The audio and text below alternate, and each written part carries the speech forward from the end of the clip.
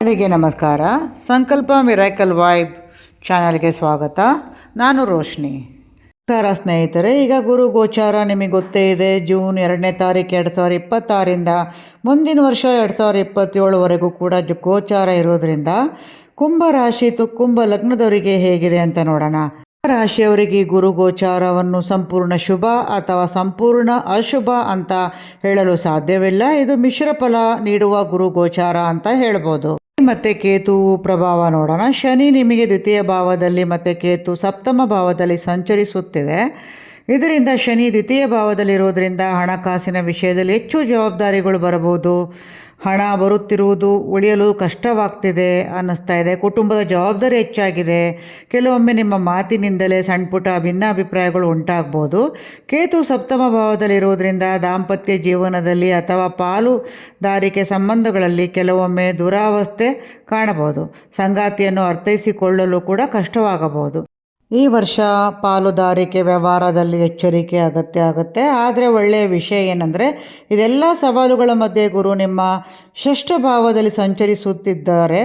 ಸಾಮಾನ್ಯವಾಗಿ ಷಷ್ಠ ಗುರು ಮಿಶ್ರ ಫಲವನ್ನು ನೀಡುತ್ತಾರೆ ಅಂತ ಹೇಳಲಾಗುತ್ತೆ.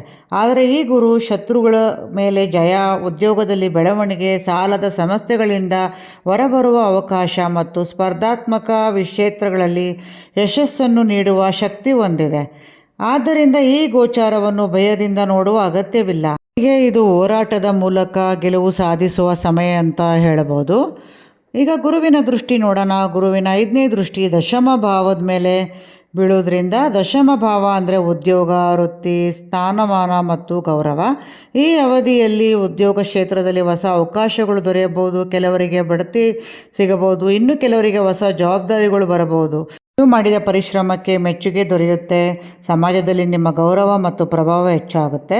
ಈಗ ಗುರುವಿನ 7ನೇ ದೃಷ್ಟಿ ದ್ವಾದಶ ಭಾವದಲ್ಲಿ ಹೇಗಿದೆ ಅಂತ ನೋಡೋಣ. ವಿದೇಶ ಪ್ರಯಾಣ ಅವಕಾಶಗಳು ಬರಬಹುದು. ವಿದೇಶದಲ್ಲಿ ಉದ್ಯೋಗ ಅಥವಾ ವ್ಯವಹಾರ ಮಾಡಲು ಯೋಚಿಸುತ್ತಿರೋರಿಗೆ ಶುಭ ಬೆಳವಣಿಗೆ ಕಾಣುತ್ತೆ. ಆಧ್ಯಾತ್ಮಿಕ ಆಸಕ್ತಿ ಹೆಚ್ಚಾಗುತ್ತೆ. ದೇವರ ಭಕ್ತಿ, ಜ್ಞಾನ, ಧಾರ್ಮಿಕ ಕ್ಷೇತ್ರಗಳಲ್ಲಿ ಆಸಕ್ತಿ ಬೆಳೆಯಬಹುದು. ಆದರೆ ಖರ್ಚು ಮೇಲೆ ನಿಯಂತ್ರಣ ಇರಲಿ. ಖರ್ಚು ಹೆಚ್ಚಾಗೋ ಚಾನ್ಸಸ್ ಇದೆ. ಈ ಗುರುವಿನ 9ನೇ ದೃಷ್ಟಿ ದ್ವಿತೀಯ ಭಾವದ ಮೇಲೆ ಬೀಳೋದ್ರಿಂದ ಇದು ಕುಂಭರಾಶಿಯವರಿಗೆ ದೊಡ್ಡ ಆಶೀರ್ವಾದ. ಹಣಕಾಸಿನ ವಿಷಯದಲ್ಲಿ ರಕ್ಷಣೆ ದೊರೆಯಬಹುದು. ಕುಟುಂಬದಲ್ಲಿ ಇದ್ದ ಭಿನ್ನಾಭಿಪ್ರಾಯಗಳು ಕಡಿಮೆ ಆಗ್ಬೋದು. ನಿಮ್ಮ ಮಾತಿಗೆ ಗೌರವ ಹೆಚ್ಚಾಗಬಹುದು. ಹಳೆಯ ಹಣ ವಾಪಸ್ ಬರುವ ಸಾಧ್ಯತೆ ಇದೆ. ಉಳಿತಾಯದ ಅವಕಾಶ ಹೆಚ್ಚಾಗ್ಬೋದು. ಉದ್ಯೋಗ ವ್ಯವಹಾರದ ಬಗ್ಗೆ ಹೇಳಿದ್ರೆ ಉದ್ಯೋಗ ಕ್ಷೇತ್ರದಲ್ಲಿ ಉತ್ತಮ ಬೆಳವಣಿಗೆ ಕಾಣುತ್ತೆ. ಸ್ಪರ್ಧಾತ್ಮಕ ಪರೀಕ್ಷೆಗಳಿಗೆ ತಯಾರಿ ನಡೆಸುವವರಿಗೆ ಅನುಕೂಲಕರ ಸಮಯ. ಹೊಸ ಕೆಲಸ ಹುಡುಕುತ್ತಿರೋರಿಗೆ ಅವಕಾಶ ದೊರೆಯುತ್ತೆ. ವ್ಯವಹಾರದಲ್ಲಿ ನಿಧಾನವಾದರೆ ಸ್ಥಿರವಾದ ಪ್ರಗತಿ ಕಾಣಬಹುದು. ಹಣಕಾಸಿನ ವಿಚಾರ ಹೇಳಿದ್ರೆ ಹಣ ಬರುತ್ತೆ, ಆದರೆ ಖರ್ಚು ಈ ವರ್ಷ ನಿಮಗೆ ಹೆಚ್ಚಾಗುತ್ತೆ. ಹಾಗಾಗಿ ಹಣಕಾಸಿನ ಯೋಜನೆ ಬಹಳ ಮುಖ್ಯ ಆಗುತ್ತೆ. ಷಷ್ಠ ಗುರು ಇರುವುದರಿಂದ ಅತ್ಯುತ್ತಮ ಫಲವೇ ಶತ್ರು ಜಯ ಅಂತ. ನಿಮ್ಮ ವಿರುದ್ಧ ಕೆಲಸ ಮಾಡುತ್ತಿರುವವರು ನಿಧಾನವಾಗಿ ದುರ್ಬಲರಾಗಬಹುದು. ಕಾನೂನು ವ್ಯವಹಾರಗಳು ಅಥವಾ ವಿವಾದದಲ್ಲಿ ಅನುಕೂಲಕರ ಬೆಳವಣಿಗೆ ಕಾಣಬಹುದು. ಹಳೆಯ ಸಾಲಗಳು ತೀರಿಸಲು ಅವಕಾಶ ದೊರೆಯುತ್ತೆ. ಹಾಗೆ ಆಸ್ತಿ ವಿಚಾರಗಳು ನಿಧಾನವಾಗಿ ಮುಂದುವರಿಯಬಹುದು. ರಿಯಲ್ ಎಸ್ಟೇಟ್ ಕ್ಷೇತ್ರದಲ್ಲಿರೋರಿಗೆ ಪರಿಶ್ರಮ ತಕ್ಕ ಫಲ ಸಿಗುತ್ತೆ. ಈ ವರ್ಷ ಸ್ವಲ್ಪ ಪರಿಶ್ರಮ ಹೆಚ್ಚಿರುತ್ತೆ. ಮನೆ ಅಥವಾ ಜಮೀನು ಖರೀದಿಸಲು ಯೋಚಿಸುತ್ತಿರೋರು ದಾಖಲೆಗಳನ್ನು ಸರಿಯಾಗಿ ಪರಿಶೀಲಿಸಿ ಮುಂದುವರಿಯೋದು ಉತ್ತಮ. ಹಾಗೆ ದಾಂಪತ್ಯ ಜೀವನದ ಬಗ್ಗೆ ಹೇಳಿದರೆ ಕೇತು ಸಪ್ತಮದಲ್ಲಿರೋದ್ರಿಂದ ಸಂಬಂಧದಲ್ಲಿ ಸಹನೆ ಬಹಳ ಮುಖ್ಯ. ಸಣ್ಣ ವಿಷಯಗಳನ್ನು ದೊಡ್ಡದಾಗಿಸದಿದ್ದರೆ ಉತ್ತಮ. ಮದುವೆ ಕಾಯುತ್ತಿರೋರಿಗೆ ಕೆಲವು ವಿಳಂಬ ಕಂಡರೂ ಸೂಕ್ತ ಸಮಯದಲ್ಲಿ ಉತ್ತಮ ಅವಕಾಶಗಳು ಬರಬಹುದು. ಮಕ್ಕಳು ಎಜುಕೇಷನ್ ವಿಚಾರ ನೋಡಿದಾಗ ಉತ್ತಮ ಪ್ರಗತಿ ಕಾಣುತ್ತೆ. ಆರೋಗ್ಯದ ವಿಚಾರ ನೋಡಿದಾಗ ನಿರ್ಲಕ್ಷ್ಯ ಮಾಡಬೇಡಿ. ಷಷ್ಠ ಗುರು ಇರೋದ್ರಿಂದ ಆರೋಗ್ಯದ ಕಡೆ ಹೆಚ್ಚು ಗಮನ ಕೊಡುವುದು ಉತ್ತಮ. ನಿಯಮಿತ ವ್ಯಾಯಾಮ, ಯೋಗ ಮತ್ತು ಆರೋಗ್ಯಕರ ಆಹಾರ ಪದ್ಧತಿ ಉತ್ತಮ ಫಲ ನೀಡಬಹುದು. ಈ ಗುರು ಗೋಚಾರ ನಿಮ್ಮನ್ನು ಆಧ್ಯಾತ್ಮಿಕವಾಗಿ ಬೆಳೆಯುವಂತೆ ಮಾಡಬಹುದು. ದೇವರ ಮೇಲಿನ ಭಕ್ತಿ ಹೆಚ್ಚಾಗುತ್ತೆ.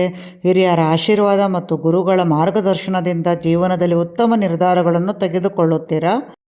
ಈ ಗುರು ಗೋಚಾರ ನಿಮಗೆ ಸುಲಭ ಯಶಸ್ಸು ಕೊಡುವುದಿಲ್ಲ, ಆದರೆ ಪರಿಶ್ರಮ ಮಾಡಿದವರಿಗೆ ಯಶಸ್ಸು ಖಂಡಿತ ಸಿಗುತ್ತೆ. ನಿರಾಶರಾಗಬೇಡಿ. ಪ್ರಯತ್ನವನ್ನು ಮುಂದುವರಿಸಿ. ದೇವರ ಮೇಲೆ ನಂಬಿಕೆ ಇಡಿ. ಶತ್ರುಗಳಿಂದ ಜಯದ ಕಡೆಗೆ, ಸಾಲದಿಂದ ನೆಮ್ಮದಿಯ ಕಡೆಗೆ, ಸವಾಲುಗಳಿಂದ ಸಾಧನೆಯ ಕಡೆಗೆ ಸಾಗುವ ಸಮಯ ಇದು. ಗುರು ಭಗವಂತ ಕೃಪೆಯಿಂದ ನಿಮ್ಮ ಜೀವನದಲ್ಲಿ ಆರೋಗ್ಯ, ಐಶ್ವರ್ಯ, ಸಂತೋಷ ಮತ್ತು ಯಶಸ್ಸು ಹೆಚ್ಚಾಗಲಿ.